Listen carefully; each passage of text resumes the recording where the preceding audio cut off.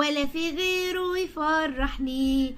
وسع للاهلي ملوك القضيه في مصر. الاهلي بطل لكاس مصر على حساب الزمالك بقضيتين امام عاشور وقفشه. مع ان الزمالك قدم مباراه جيده لحد الدقيقه 70، لكن هي دي فرقه البطل، ممكن ما تكونش افضل اداء وهي اللي تقدر تكسب المباراه. عارفين من اين تؤكل الكتف؟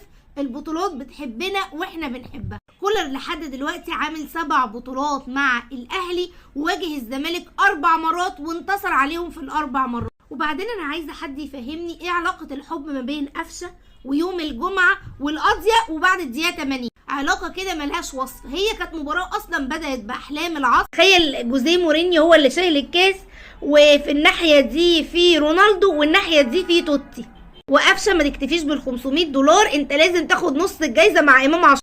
$500 $500 من امام النهارده. الشيك ما جاش لسه. ما احنا هتديني كاش.